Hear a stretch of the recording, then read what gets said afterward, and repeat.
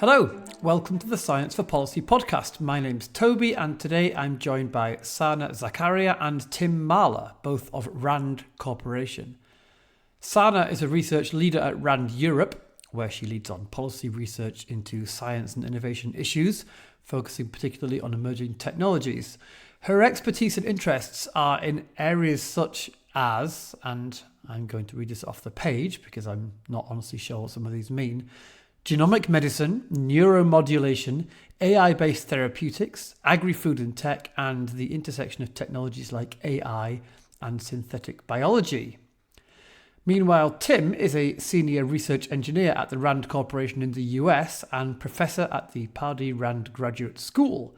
His work revolves around emerging technologies too, and science and technology policy with a focus on, here we go again, multi-objective optimization, human modeling and simulation, advanced training technology, virtual and augmented reality, machine learning, biotechnology, and human-centered design.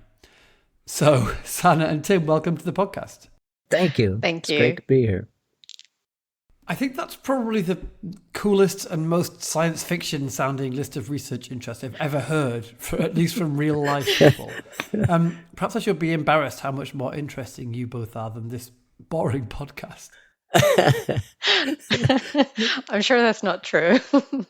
I mean, I could pick anything off the list really, but just to pick a random example, Sana, what is neuromodulation? Neuromodulation is interfacing between a human brain and a computer device, and it can be either one-way connection or a two-way connection where the computer reads your brain signals, but it can also send signals your way to do all kinds of things, whether it's for entertainment purposes or for medical purposes. All right. Well, of course, the danger is that we immediately get diverted from talking about what we're supposed to be talking about into talking about these really fun-sounding areas of cutting-edge science. But let's try not to do that right now.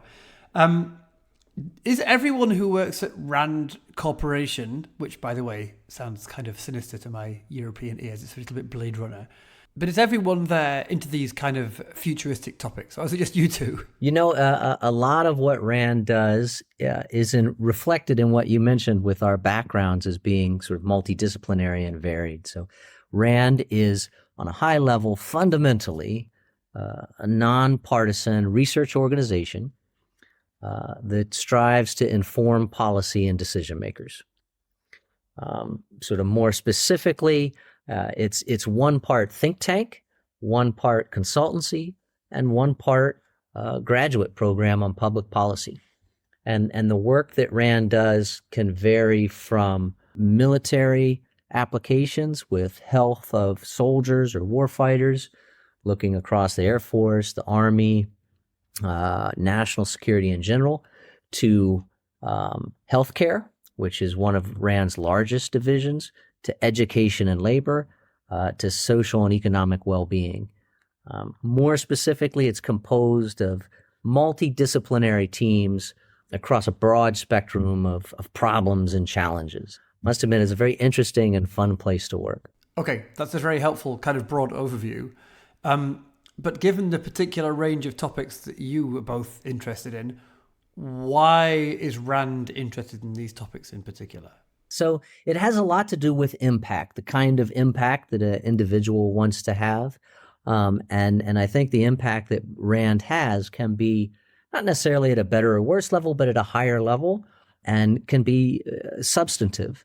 The motivation really stems from helping people, improving, informing decision-making and policy.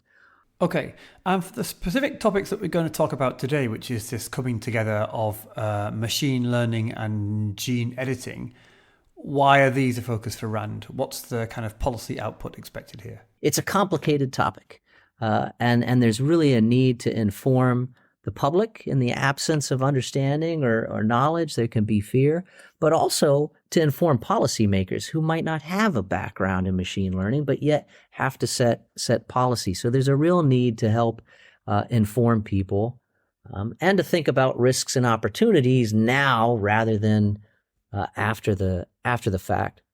But in general, I would say why work on this? You want to help make communities throughout or across the world better and help improve lives. Okay, so tell me about the work you're doing on this particular topic. So gene editing and machine learning combined. So we did something very cool in which we looked at two distinct technology sectors. So AI and encompassing machine learning and gene editing. We kind of looked at the technology and policy trends over time. So going back 20, 30 years, starting from, the actually much longer than that, starting from the 50s in some respects, and looking at how technologies and policies have developed over time, how they've interacted with one another, and arriving at these intersection of technologies and the state of the art to look at what's been made possible now by bringing together machine learning and gene editing.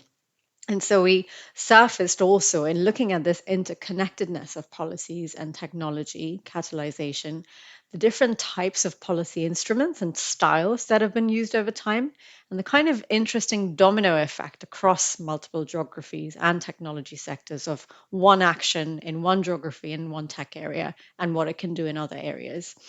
We also created a game with key experts, devised policy interventions to think about how do we leverage tech, how do we reduce risks.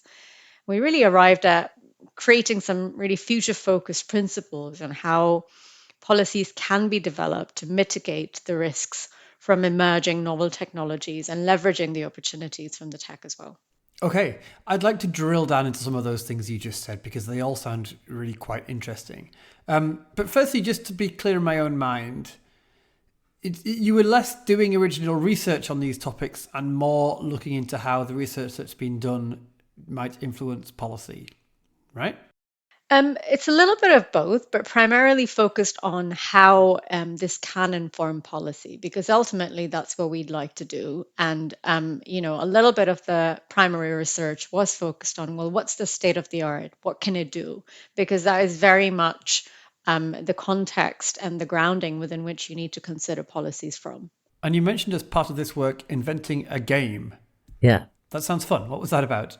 It was the sort of latter half of this work, and the overall approach and process. And we've used something like this for other technologies to look at, okay, what's the state of the art?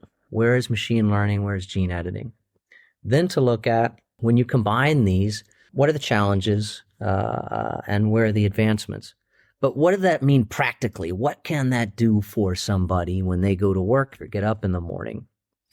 Then given that, you start to think about what are the risks and opportunities. So you go through those steps. Then you say, okay, now we want to test that. So that's when this game or tabletop exercise comes in.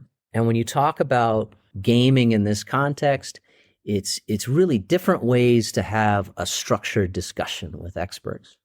And that might involve a game actual board where you are playing a game, but that facilitates a discussion, or other sorts of things. So what we did was to bring in different types of experts. So we wanted technical folks that really understood the science. We wanted folks that understood China and US and UK. And we wanted folks that had some understanding of policy as well. So then, given that initial work on state of the art, challenges, opportunities, we lay out futures, scenarios. So generally in a 2040, 2045 timeframe, what do we think life with machine learning and gene editing could look like? And what would drive that? What are the drivers? What are the things that would make a difference politically, economically, socially, et cetera? So we lay out these scenarios, and then we break into teams, and you have some folks represent China, some folks represent EU, and some folks represent the US. Given these scenarios, they kind of go off and talk and decide what policies would they enact? What do they need to do to be prepared for, react, or anticipate these different types of futures? So you don't know what the future is going to hold. If it could be one of these three things, what would you do to prepare for the eventuality? Then they join back together, a bit like you would see in the real world, where the EU might decide a policy or decide a direction, and then they say, oh, well, wait a second, if this is what the US is doing, or if this is what's going on in China, we might react or adapt. And so we did the same thing. Bring everybody back together. Let's talk about this, see what's going on. Now separate and decide what your governments would do and what your scientists would do and sort of refine your policies. And then reconvene and see, okay, where are we at? What directions did these different organizations take? So it was a way, again, to bring a structured conversation with all these different types of experts and parse it or think about it through the lens of different geographies, different cultures, but also different technologies.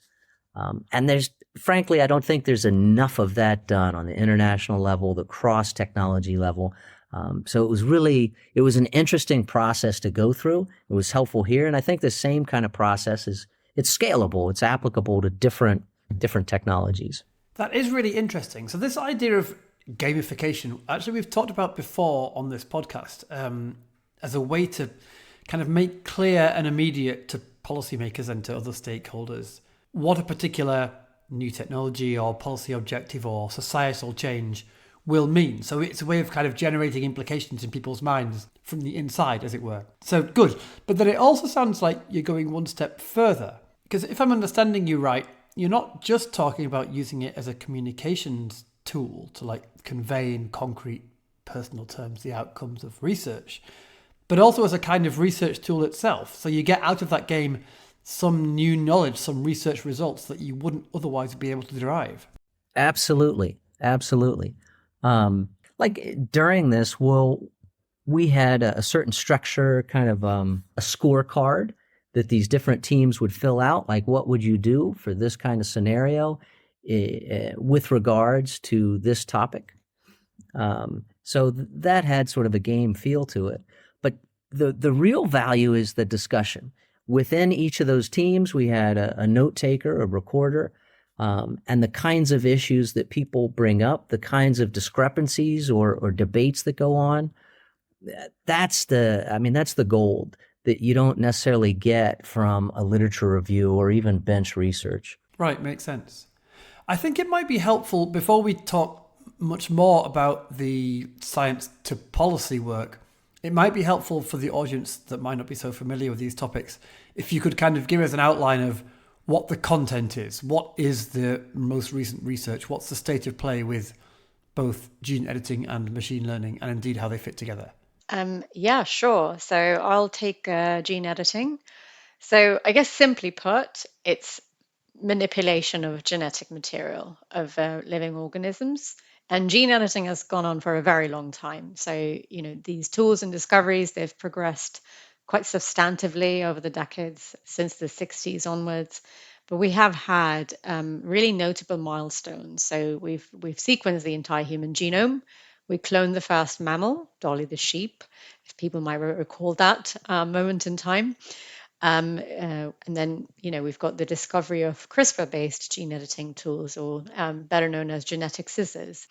And so these capabilities have become faster and cheaper over time. And just to bring it to life, I guess some examples of what they have enabled at the moment, it's things like treating cancers, treating inherited diseases, development of pest-resistant, climate-resistant crops, just to name a few things. And of course, when you talk about benefits, you also have to talk about risks, you have to talk about barriers, and some of those things that currently are being talked about and tackled are things like lack of diversity in genomic data sets. So, and how that might perpetuate or exacerbate inequalities and bias in the work that we do, or things like false positives.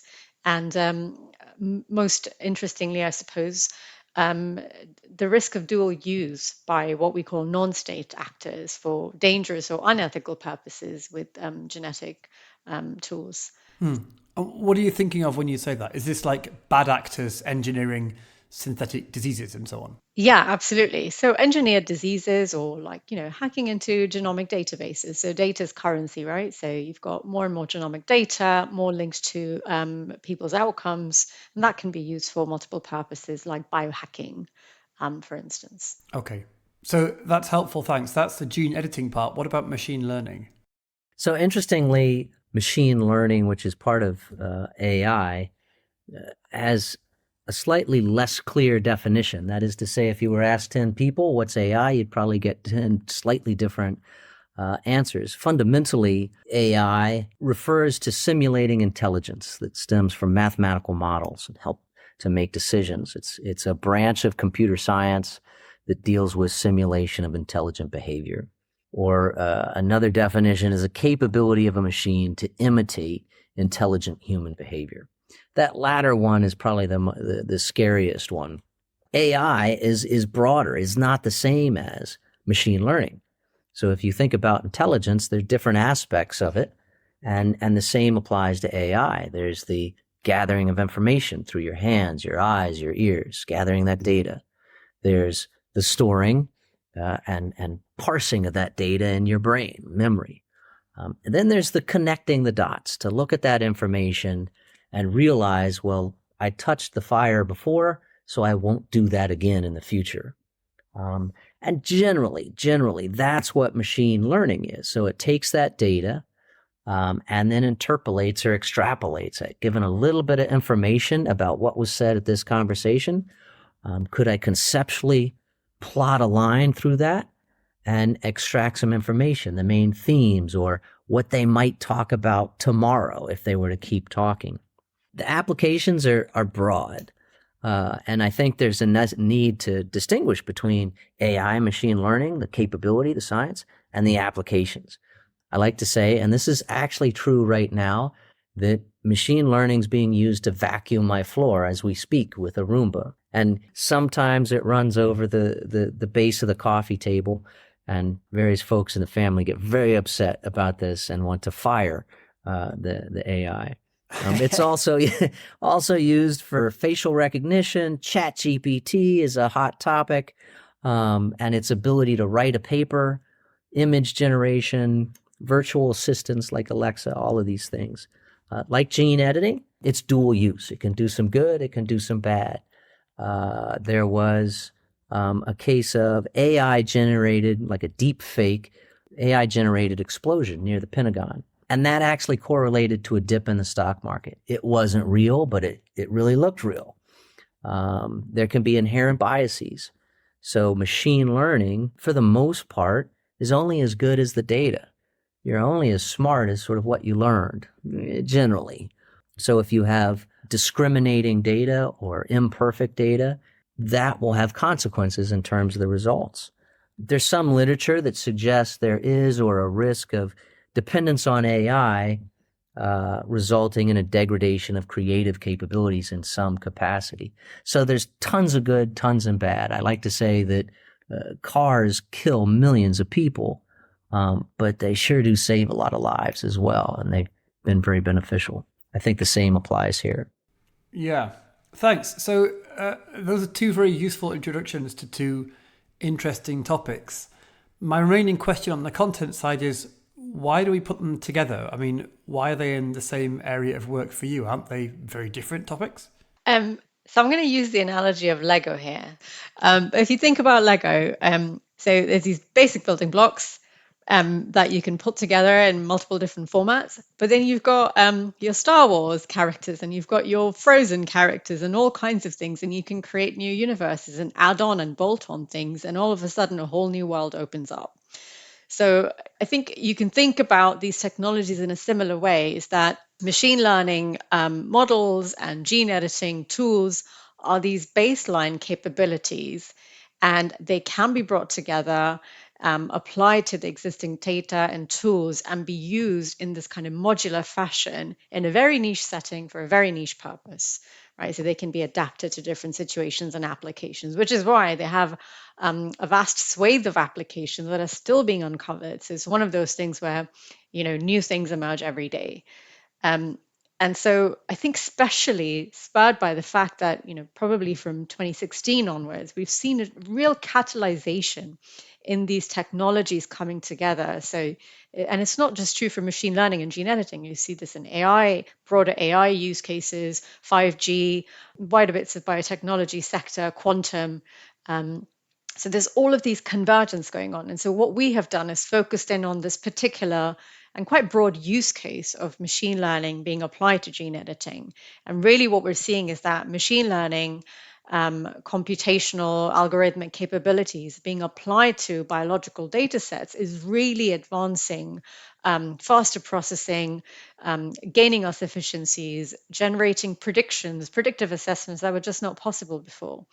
And so right now, we're seeing a lot of these technologies at the intersection being trialed in the health sector, but there's also a lot of emerging applications in the climate sector and agriculture, and a lot in the national security and defense setting as well. So I think there's a real case to be made for studying these things more and more collectively and holistically at this convergence.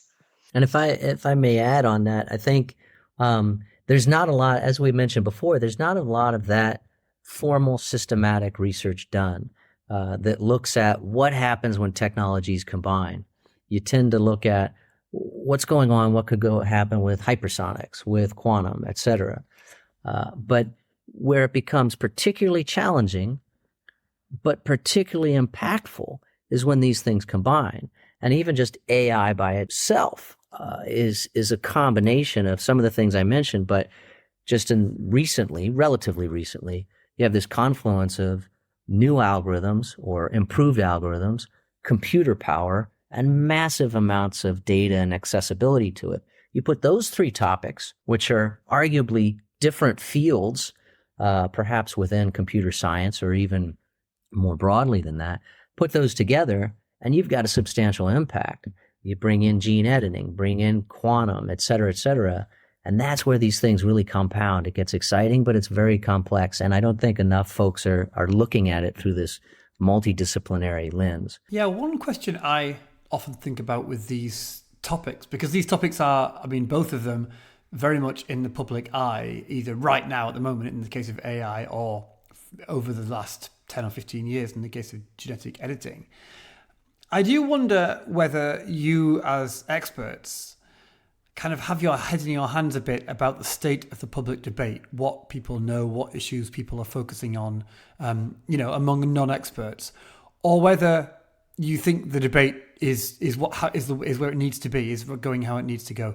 And this is relevant because, of course, when you're coming to talk to policymakers and other stakeholders relevant to policy, they will draw as much or more on the public debate as they will on the scientific state of knowledge. So what's your sense of how that feels at the moment? How's it going? There's a lot of hype. I think there's a lot of hype with any new technology, with any new capability, and there's a formal hype cycle that you go through where everybody gets excited and then it dwells down, and then you have sort of a steady state of perception or concern about these things. I think most of the non-technical public, as you would expect, does not truly understand what's the scope of gene editing, what can and can't be done. What's the scope of machine learning? Is it going to take over the world tomorrow?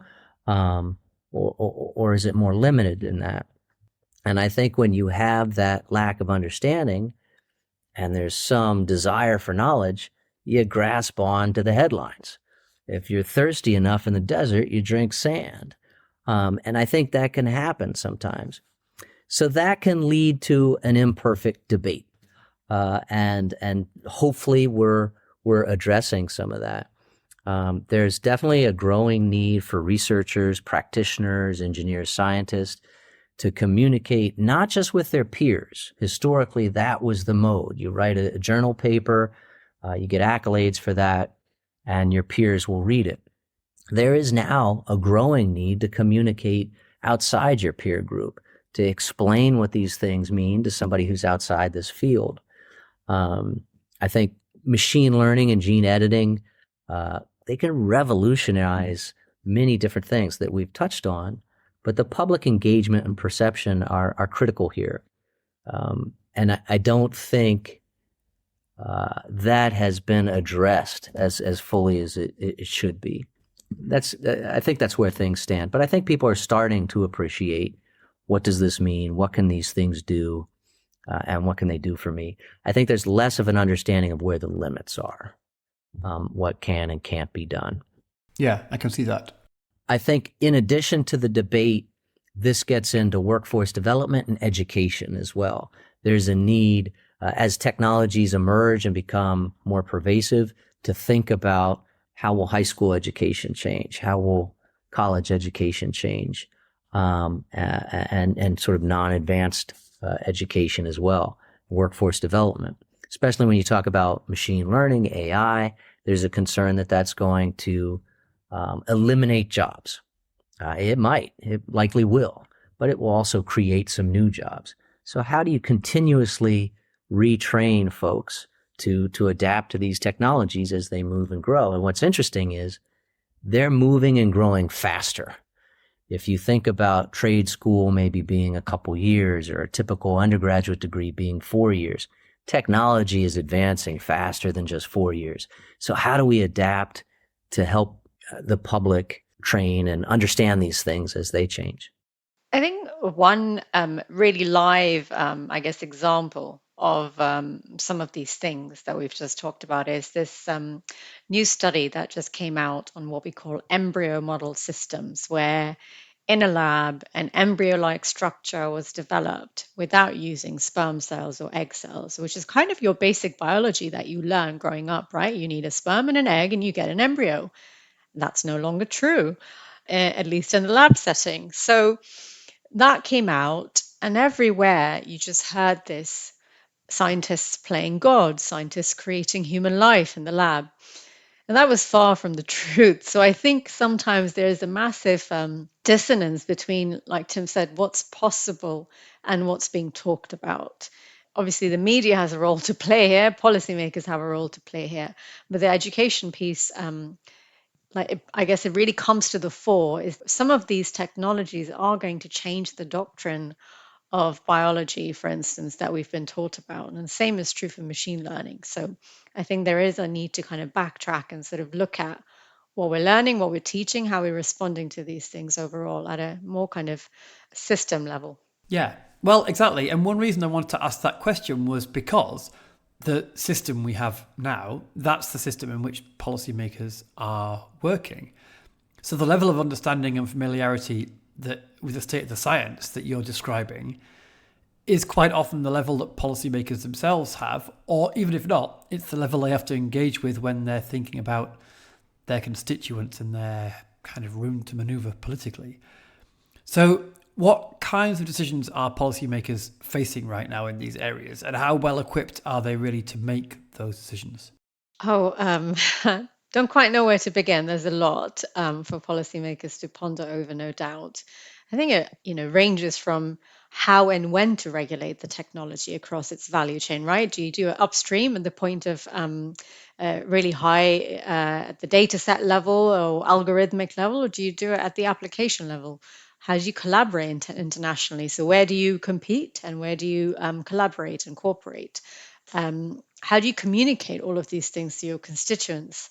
And how do you kind of ensure that policy is agile and can keep pace with the technical progress and development?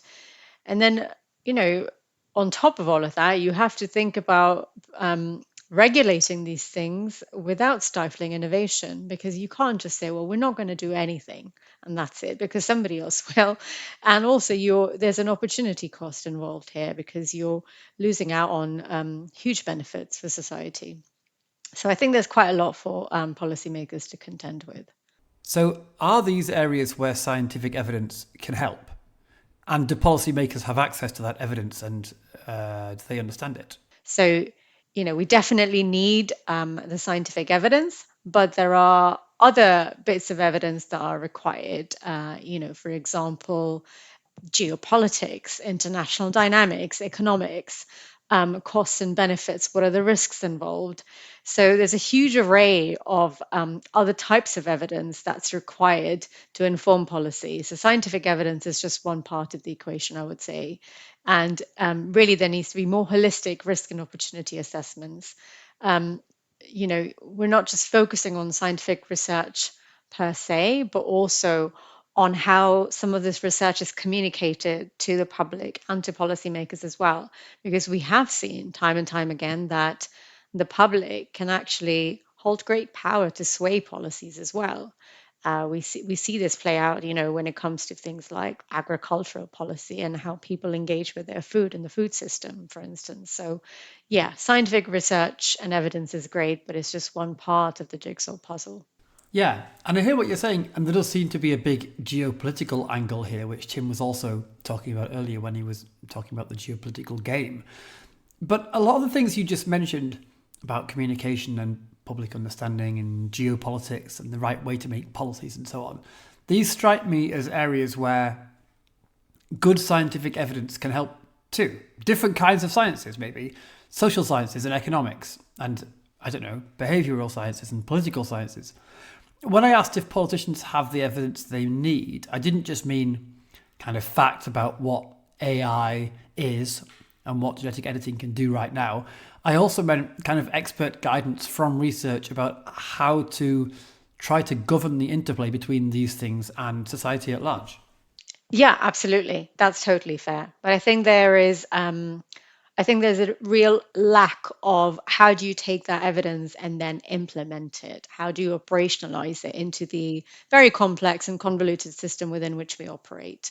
And there have been studies, and obviously our study is one part of the equation where you can propose things where policymakers can say, okay, well, this is how you do a holistic risk assessment where you look at risks but as well as benefits of technology, or these are the policy making styles that you can adapt to, etc. But actually turning it into reality is not easy, because that's where you go into operations. But definitely, I think all of this research helps, and policymakers need it because they need this expert advice and empirical evidence to act on. Well, just a couple examples when you asked about sort of what decisions have to be made. Sana early on talked about neuromodulation or brain-computer interfaces. In the U.S., the Department of Commerce has to think about what aspects of this technology can be exported or imported. And you say, okay, I don't want to bring into this country, or I don't want to source this particular aspect of a brain-computer interface from a different country. That somebody could track that. There might be some risks there to national security. All right, that sounds fine. But then you've got some researchers at a university or some doctors that say, well, if I can't get that technology, that piece, I can't make the system that's helping people treat Parkinson's so that they can do their job once again. That's a real trade-off. Another example closer to the work we did has to do with data. We mentioned that machine learning depends intimately on the data that it trains on. Some of that data, or a lot of that data, might be genetic information. So when you send your saliva to 23andMe to see what's my family history, where does that information get tested? Who has access to my personal DNA and then stores it, potentially someday using it for a different reason? Well, should we say nobody can fill out those tests because that information might get outside of our country? Or do you take a looser stance? And both ends of that spectrum are being executed today by different countries. So those are some concrete areas where you've got to decide how restrictive do you want to be. Again, with data and AI, there's a lot of discussion now. Should we start to regulate this more tightly? Should everybody with a supercomputer at a certain level be regulated, tracked in some fashion, because they could really do some advanced things with machine learning? Or should we not focus on the hardware and focus on data? What data is tracked, regulated, and at what level? Those are some of the decisions that policymakers have to make. And if you imagine having to make those decisions, and perhaps you've got a background in law, perhaps you've got a life experience in politics, you don't necessarily know the details of this kind of stuff that's required. So that's a bridge that has to be crossed, I think. Yes. Though it seems like with the kinds of decisions we're now talking about, should we allow my DNA information to go outside my country, or how do we balance up health benefits versus national security risks of a certain policy or a certain technology? These things are heavily dependent on the facts, for sure, but they are also value judgment. So you have to be well informed before you can make the call. But then even once you are totally informed, you still have to make the call, right? Using your values. And so for these questions which can't be settled on their own with objectivity and evidence, do you think there's any role there for expert advice, for science advice, if you like, to help out? Or do policymakers have to look elsewhere for the inspiration, let's say, for their decision making? A bit of this is my personal opinion. I think one of the challenges is, depending on the kind of policymaker you're talking about, they often have to respond to a constituency.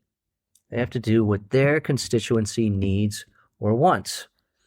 So you often have to play between, okay, what do I know? Let me go do some research, read that report, and do what's best.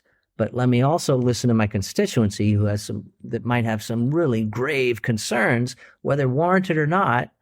This single congressperson is not going to inform all of them.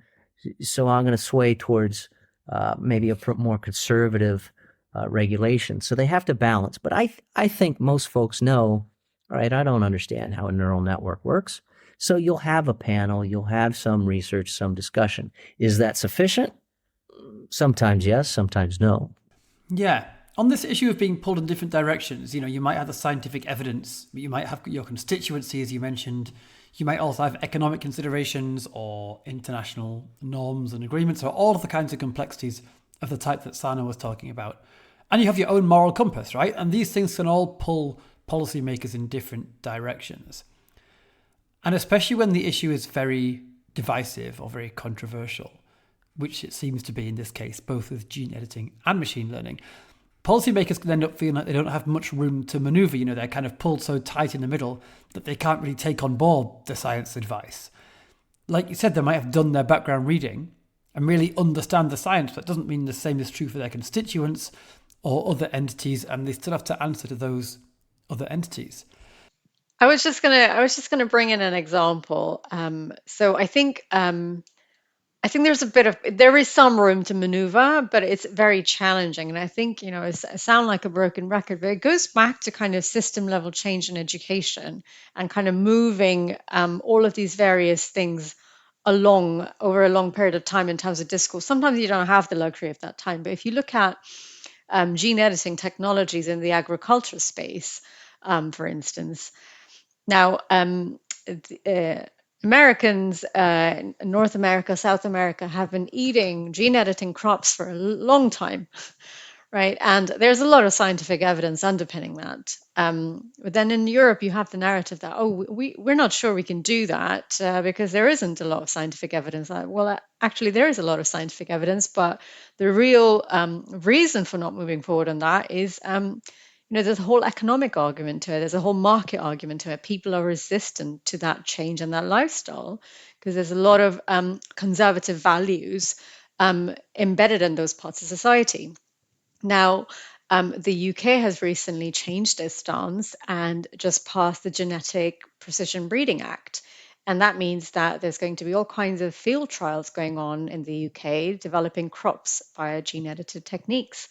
And because of these political drivers and economic conditions and climate change, that has driven the EU to reconsider its stance. And it's now currently reviewing its policies and is looking at proposing new gene editing techniques to be separated from the real lock and key of the GMO directive. So I think there is some room to maneuver. There is scientific evidence there, but it sometimes takes a really long time, and it has to be a combination of scientific evidence, correct political conditions, economic conditions, and public discourse and public acceptability to move the dial on the policy itself. One of the things that Sana touched on, perhaps indirectly, that came out of our study was the necessity to consider different styles of policy making. In many cases, the policy is reactive. I've got an outcry from constituency, so I need to address this today. I'm going to do something. In other cases that I think Sana alluded to, there can be a vacuum. There's no immediate policy, so I'm going to use what we have. I'm going to use a legacy policy. And that can happen without crosswalking that legacy policy with current needs. And then once you do that, you might realize, okay, now I've got to update that policy, or I need a new policy. So there are different approaches to this, and it actually should be considered as a life cycle. As these things mature, you take a different approach to policies. It sounds like a very interesting area to be working in right now. Yeah, absolutely. Engineers might say, tech is easy, people are hard, right? And it's holistically like that capability or that iPhone, it doesn't do much good just sitting on your desk. There's that interface, and that interface could be a user interface, what you touch when. It could be perceptions, what you think about it, and thus how you act. And again, touching on, as Sana said, the systems approach, you've got to look at all of that. I think it's also really it's a really cool place to be in. It's also a really hard place to be in because you have to cut through the noise to get to the people who can take what you've done and turn it into sort of something that's valuable. So you're trying to advise policymakers in these areas where there's a lot of controversy, where there's a lot of saturation of voices coming through as well. And I think, like we said, evidence is just one part of the equation. But I think what we really have to do is then tailor that evidence to the specific needs of that time, of that policymaker, by putting it into context, linking it to the key priorities of the time, like whether they're economic or health or clean energy. And I think that's sort of the key. And I would say somewhat a bit of an art rather than a science, really. And, what complicates that is perhaps you somehow address that art. You get a solution for that time, that policymaker. But then you consider additional geographic locations, different states, different countries. Now you've gotten into different value systems, different cultures. There might be just as much focus on ethics in a different country, but it's defined differently.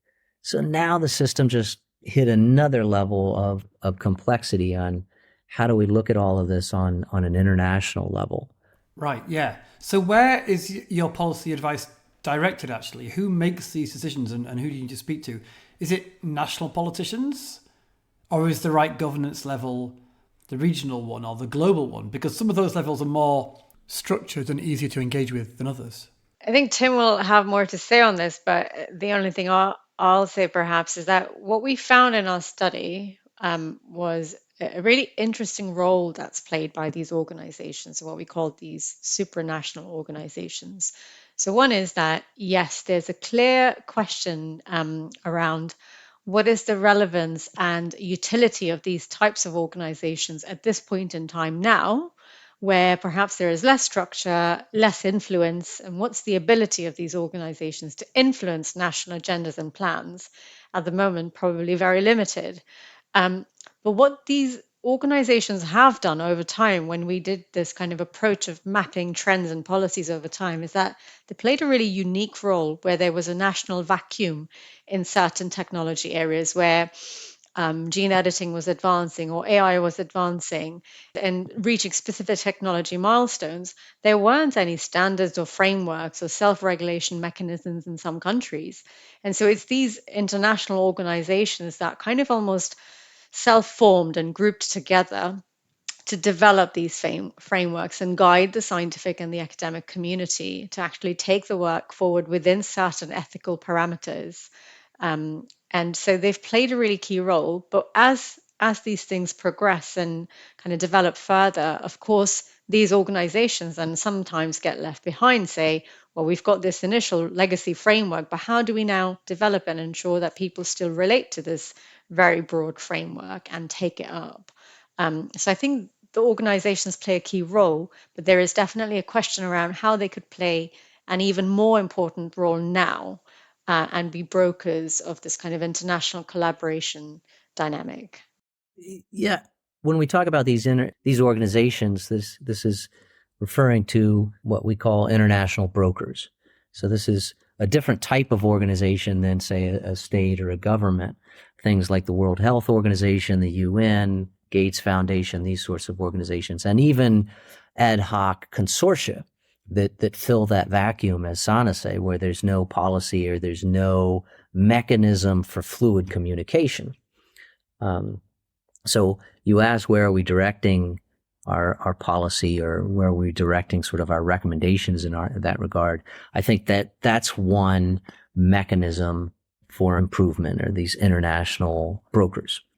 These organizations can be more nimble. And I think it's incumbent upon states and governments to strive to be more nimble as well. Like we said, there's a need now to move policy faster, to keep up with the technology. That again gets back to the education, the communication, and just being able to move faster. I think, at least in the U.S., certain parts of the government were designed to be slow, to take a time to think about, and not move too fast.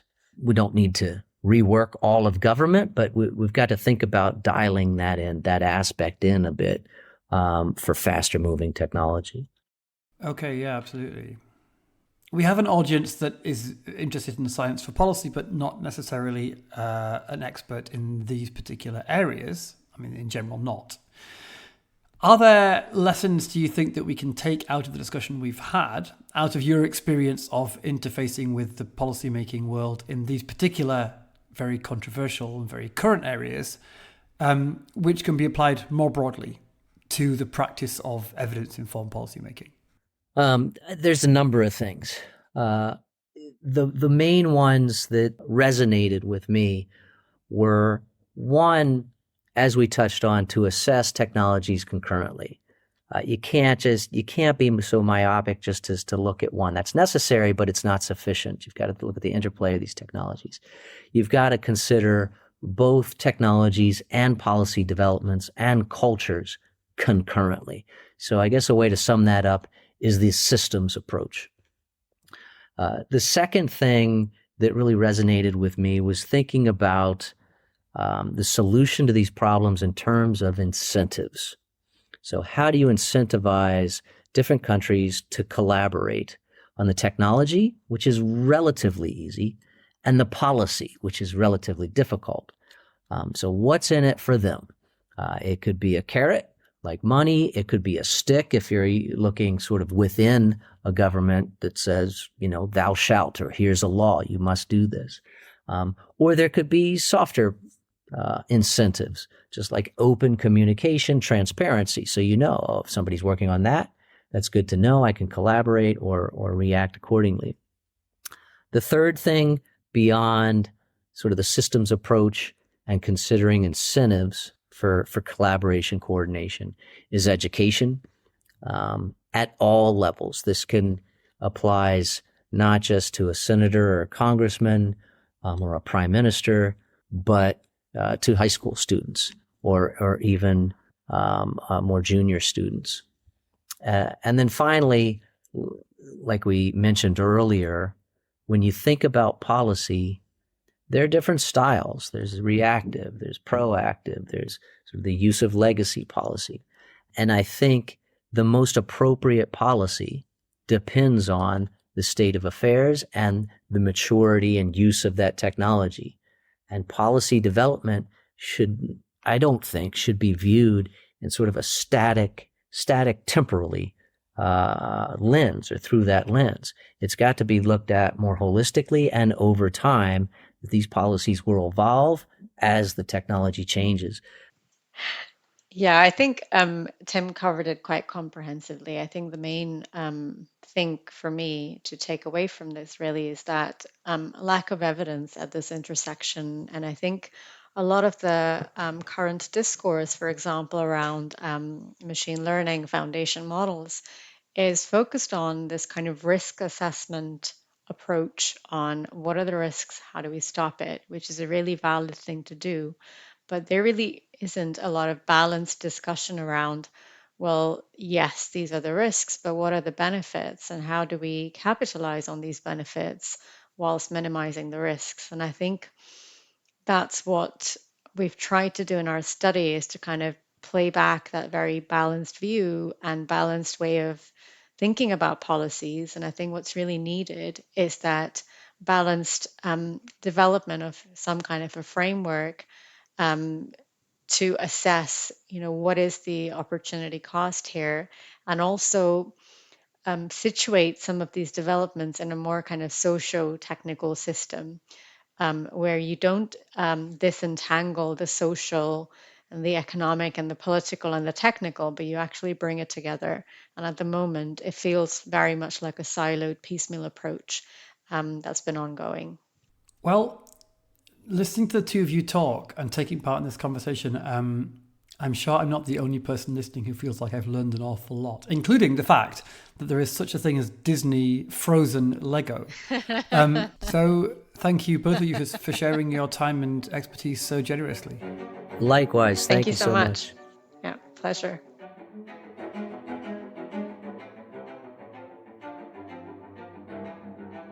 The Science for Policy podcast is created by the Scientific Advice Mechanism to the European Commission. It's produced and presented by Toby Wardman, with additional editing by Nina Skorchak.